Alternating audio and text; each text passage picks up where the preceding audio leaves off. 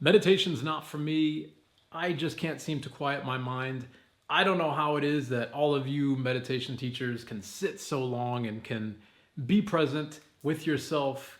My mind just drives me absolutely crazy. These are points and questions that I get all the time from my students and when I'm giving teachings and lectures, specifically focusing on meditation. Now, of course, Reiki and meditation are aligned. So in many ways, what I do with my own self-Reiki practice is also my own self-meditation practice. I'm saying that because I'm in that practice almost, if not every single day. So I wanted to make this video to help everybody on their journey with meditation and to try to overcome one of the big obstacles to this beautiful practice, which is the belief that you simply can't progress or that you can't even begin with your practice of meditation. Now, I want to break down this journey of our own private or personal meditation practice into 4 different components.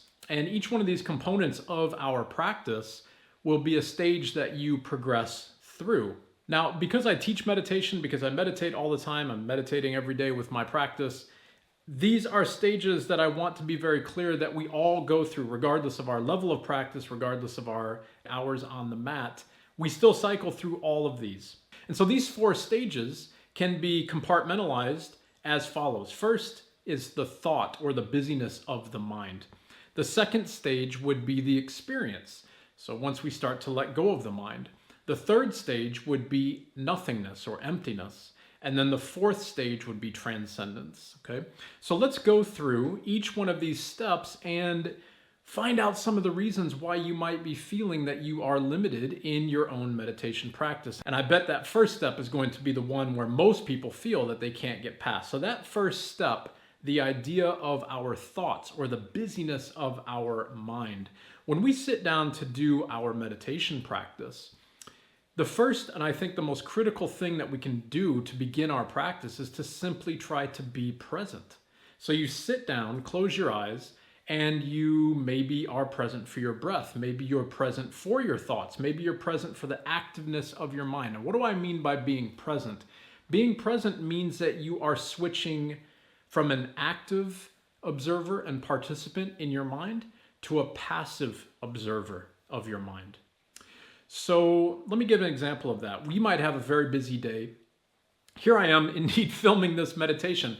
These videos are off script, so I'm speaking as I record. I'm not following a script or anything. And I'm saying all of that because that means that my mind is very, very busy. It has to think the next steps forward. It has to think about what I want to bring forward into this video. It has to be a couple of steps ahead every sentence that I make here.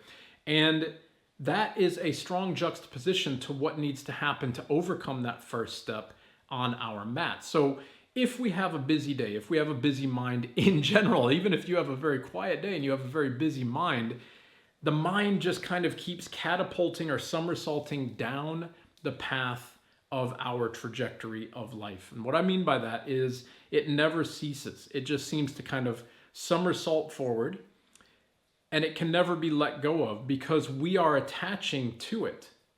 Our thoughts become our attachment. So this is the first critical thing, to really recognize the beast in our thoughts. It's not our thoughts, it's our attachment to the thoughts. This is something that so many people get wrong in meditation, and it's a very common fallacy of meditation indeed, and it's perpetuated, unfortunately, in the world of this practice, because it would seem that people who are seated in deep meditation are able to just shut off their mind right away. I can promise you that's not the case, okay? I can promise that regardless of how deep you are, how advanced you are in meditation, everybody cycles through a busy mind, and everybody has to cycle through the attachments of their thoughts. So here's the big difference in this first step. If we are an active participant with our thoughts, then that means that we are engaging in them constantly, as my mind is right now, okay? Being a passive participant with our thoughts is very, very different, and this is the key. Passive participation means that we are simply existing with our thoughts. So it would be like if I was to listen to this very video with my eyes closed and simply listen. I wouldn't start thinking up a conversation or a counter argument to the things that are presented in the video. I wouldn't go off on other side tangents in my thoughts. I wouldn't allow that busyness of my mind to distract me from simply listening. Simply listening is passive participation because you are still actively participating in it, but you are not trying to control the outcome.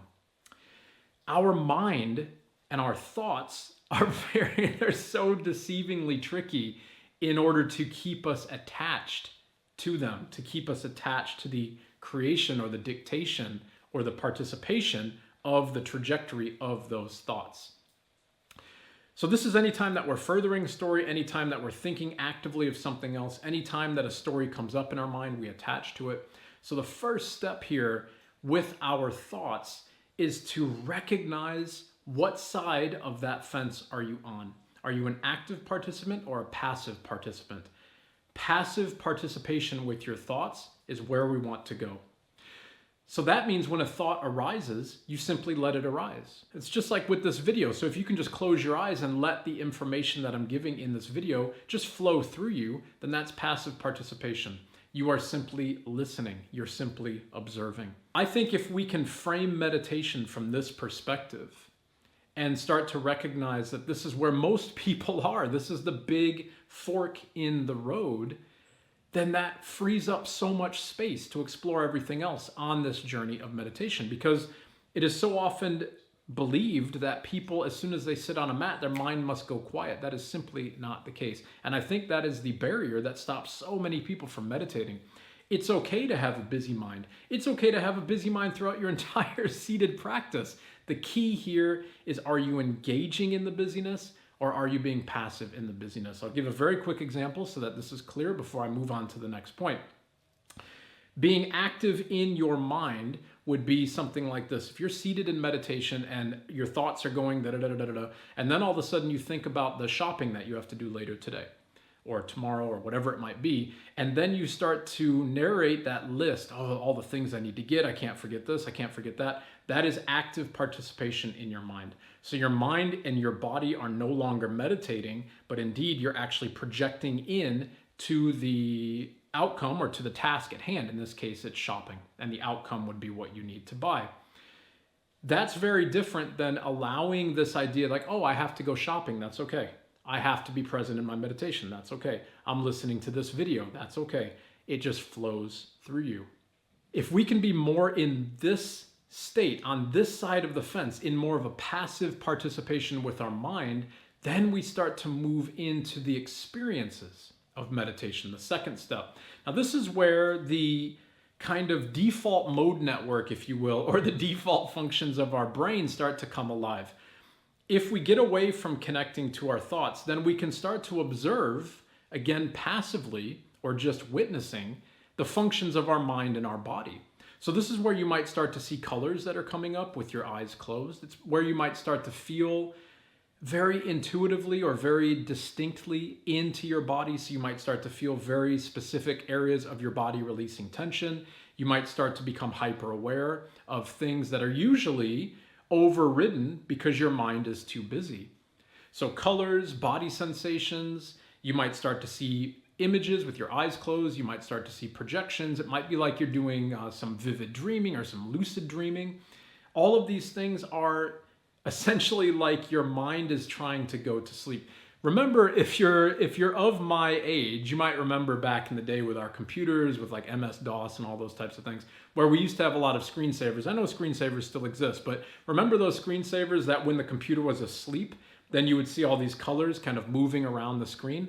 That's kind of the same idea here with our mind. If our thoughts go away, then kind of just the default rest mechanisms of our body are what we can start paying attention to.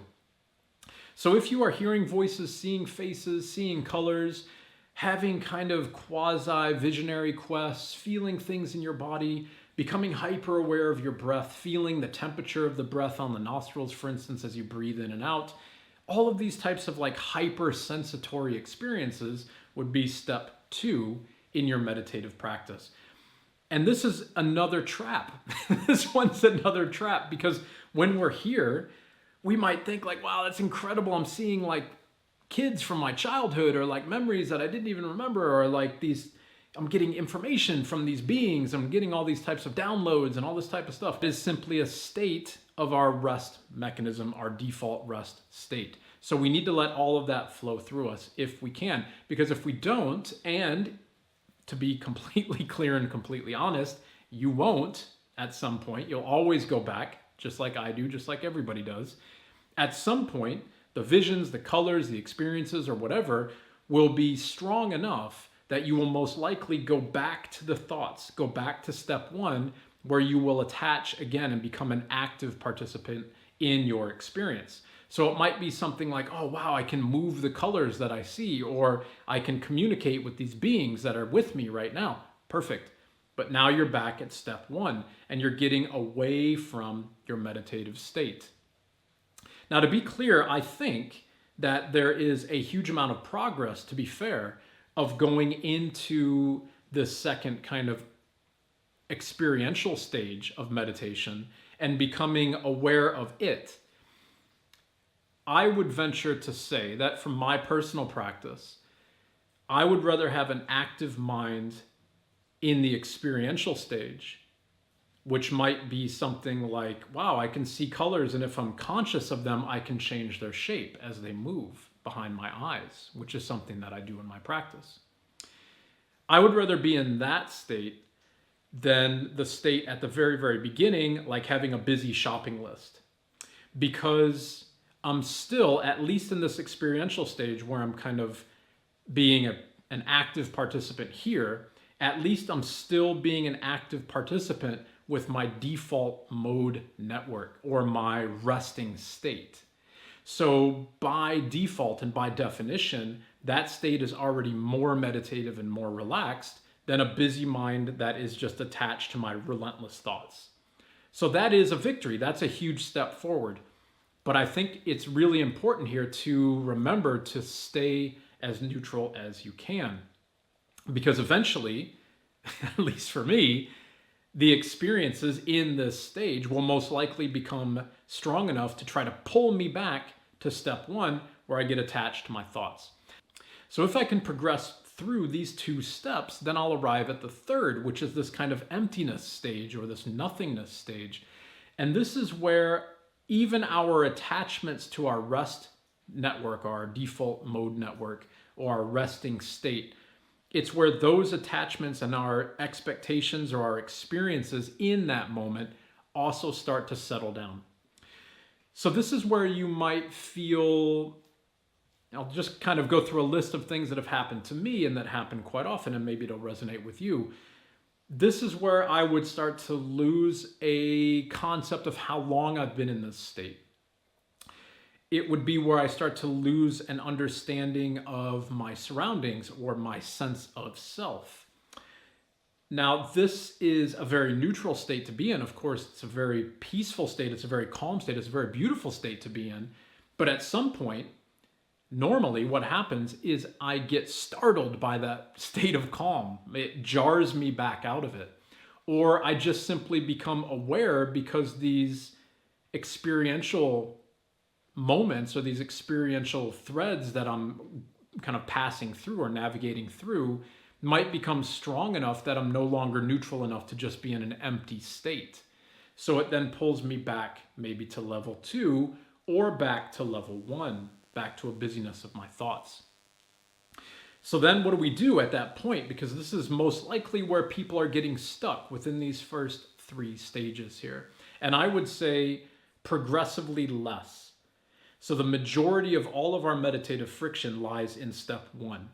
Step 2 means we're already progressing in our practice, but still there's areas for us to be attached. And step 3, it's obviously a lot harder to get to. And in that stage, it's probably inevitable that you will become attached at some point. And so you're going to end up back at step 1. I'm saying all of that because there is a victory in recognizing that we are always oscillating between these 3 stages. Okay. Now, why have I left out this last stage, this kind of transcendence stage? I'm leaving this one out because the first 3 are still experiential within our frame of reference, within our body, within our mind. there's still an activity in our physical sense, or something that we can understand, that we can grasp, that we can contextualize and quantify, something that our ego will find peace in, something that our mind and our body can rest in, and so on. The stage at step 4, this kind of transcendent stage of meditation, this is when you might feel as a complete out-of-body experience. You might feel that you're dead. You might feel that time and space and you and your ego and everything that you know doesn't exist. You might feel that you are able to freely move between the boundaries of space and time. Whatever it might be, this is the quintessential out-of-body experience. This too will end. Okay, this too will come to an end at some point. Maybe you'll become too afraid of being away from, quote unquote, away from your body for too long. Maybe it will be time to get out of your meditation. It doesn't matter what brings you back, but most likely you will go from this kind of transcendental or detached stage, stage 4, all the way back to stage 1, because you're going to become aware again of your surroundings. So if we can look at meditation in these 4 stages, and if we can recognize that we are always traveling through these 4 stages at some point or another, and most importantly, I think, if we can recognize that a busy mind is not the antithesis of a meditative mind, if we can recognize that a busy mind and a meditative mind can actually be the same thing, well then we're free to advance further on that journey. So how then do we overcome these barriers? How do we overcome these resistances or the idea that you simply can't meditate? And why should we be meditating at all? Well, meditation, of course, has profound evidence for all of its benefits for both our physical and our mental health. Our spiritual well-being, our spiritual trajectory, our spiritual progress or whatever, that is such a personal journey that it can't really be quantified. Obviously, meditation plays a very, very significant role in that journey as well. Meditation is probably the single most important thing that we can do for our spiritual journey. Maybe we can't say that for our mental and our physical health, but it is so clearly beneficial on both of those regards that we might as well be meditating to de-stress, to calm us down, to get further clarity on where we need to go in life. All of these, there's so many reasons why we should be doing it. So we don't need the evidence to see why we should be meditating. And I think that that piece of the story is well understood. So then the hiccup becomes, why is it that we can't just get on the pillow and start our practice? Don't let the idea of a busy mind bother you. Don't let it be your hindrance. If you can sit for 5 minutes and just be aware of your thoughts, or 1 minute, or 30 seconds, or whatever it means, it doesn't matter the time, it doesn't matter the duration. If you can do that just once and you can recognize that here's my mind at its maximum busyness, its full capacity, it's completely attached to everything.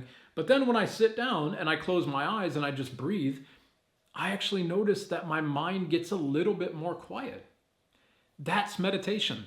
That's positive progress in your practice. So if you can recognize that, then just keep with it. And the gap between the busyness or the active participation of your mind and the passive participation of your mind, that gap will become wider and wider, and your ability to get to the next step, to that kind of experiential stage of meditation, will become that much easier and that much quicker. And once you are in stage 2, with more repetition, with longer duration and so on, then stage 3, this idea of nothingness, that will become easier for you to achieve, and it will become easier for you to be in longer periods of time. And likewise for the transcendence, or stage 4, it's as if you graduate up those levels and you are able to maintain them for the duration that is reflective of your own practice, just like everything else in life. You know, the more that you practice meditation, the higher you can go and the longer you can maintain that level of your practice. So please don't let this idea that meditation is impossible for you. Don't let this idea that you can't do it because your mind can never, shut down. You can never quiet your mind and so on. Don't let that be the hindrance.